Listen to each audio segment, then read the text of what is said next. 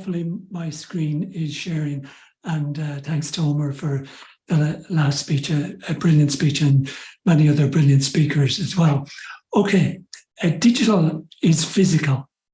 And in fact, digital isn't simply physical, it's toxic.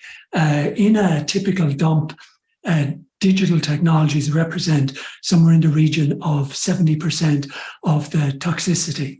Every year we are producing about 50 million tons of digital waste, e-waste, and it's doubling every 10 to 15 years. So 50 million tons is enough to build a Mount Everest, and in 2035 we will be able to build 2 Mount Everests a year.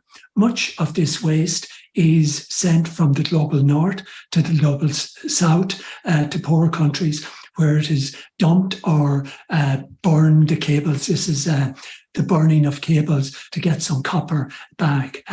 In fact, the recycling of digital technologies is extraordinarily bad. Less than 20% of digital technologies are recycled on an annual basis. And even what is recycled, we only get back about 30% of reusable materials because of the material complexity in digital design, which means that from a circular economy point of view, we are at about 5% for digital technologies. So the impact that this has on people, particularly in the global south, there's estimated somewhere in the region of 18 million children and 13 million women working in the informal e-waste industry, recycling in a very poor conditions with little or no protection in the process. And this does incredible damage to their health, does incredible damage to the water, to the soil, and to the air. And this problem is going to get much, much bigger over the coming years. So digital is wonderful at marketing.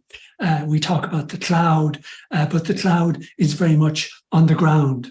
The cloud is currently about 70 million servers storing about 10 zettabytes of data, and it takes about 1 to 2 ton of CO2, or it causes 1 to 2 ton of CO2 to manufacture each one of these servers. We're actually destroying about 20 million of these servers every year, literally shredding them and destroying them for security and optimization reasons. So the digital industry is an extraordinarily wasteful, toxic, high energy intense, high material intense industry, but it does a wonderful job of hiding that. What drives it is data growth. We have a lot of crises, but we're going to hit a data crisis probably by about somewhere in the region of 25 to 2030. In 2010, we were producing about 2 zettabytes of data a year. So what is a zettabyte? Well, I calculated that to print out 1 zettabyte of data, we would need the paper from 20 trillion trees. So there are only 3.5 trillion trees on the planet, so it's not feasible. That's just 1 zettabyte of data would require the paper from 20 trillion trees. By 2020, about 64 zettabyte, 25, 180, 2030, 612 zettabyte. And estimated this is because of Internet of Things, artificial intelligence, self-driving cars, et cetera, in the process. We are on the cusp of an explosion in data.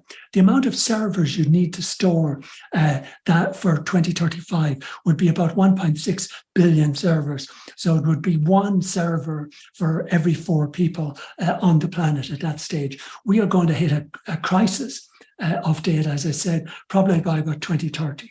So it's a 28% annual growth rate. And what is even more shocking is that 90% of this data is crap. 90 to 95% of data is not accessed 3 months after it's first stored. So data centers are not really data centers, they're data dumps. We are extraordinarily good at producing crap in every sphere of our work, and particularly when it comes to data. Everyone's talking now about artificial intelligence. Isn't artificial intelligence great? But artificial intelligence is extraordinarily energy intense and massively waste productive because of the processing power that's actually required. We see the incredible growth in the amount of energy required to train these models, but that's just the tip of the iceberg. The usage of these models is where most of the impact will occur. ChatGPT may have consumed as much as electricity as 175,000 people in January 2023, and it's only beginning to get going. They're afraid to properly release the robust AI systems because they are so extraordinarily energy intense. Half litre of water, 20 to 50 queries. A typical data center can consume 1 million litres of water a day, every single day. Single chat from GDP can be the equivalent of about 1,000 searches. So everything in technology is we're saving the world by destroying the world. It's a wonderful talking point. Just use our AI or use our automation or etc. And the energy impacts of these systems is exponentially growing.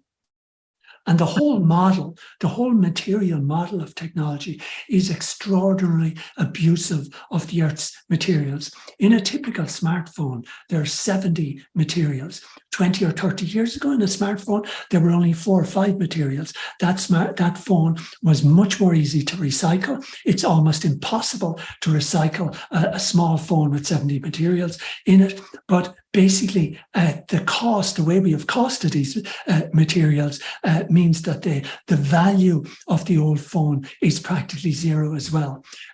Somebody did a study, Brian Merchant, wrote a wonderful book called The One Device about the iPhone 6, which at that stage was retailing about $700. And he did an analysis of how much the raw materials for that iPhone cost. They cost $1.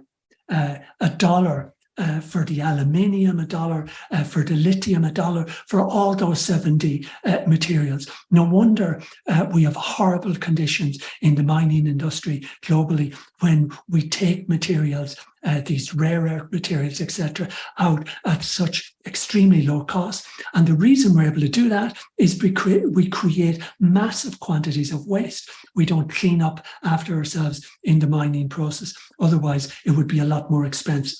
So the actual cost of the materials was 0.1 of 1% of an iPhone. A typical smartphone to mine these 70 materials will create about 90 kg of toxic waste. So that 130 grams in your hand caused 90 kg of toxic mining waste, 14,000 litres of water and 60 kg of CO2 to make it. We've made 16 billion smartphones since 2007. Of course, the whole model is planned obsolescence, designed them so they won't last in the process. That's the equivalent of 950 million tons of CO2, 1.4 billion tons of toxic waste, and 214 billion tons of water just for our smartphones in the process. So I want to give you a few models of thinking about the digital universe. There are 2 parts.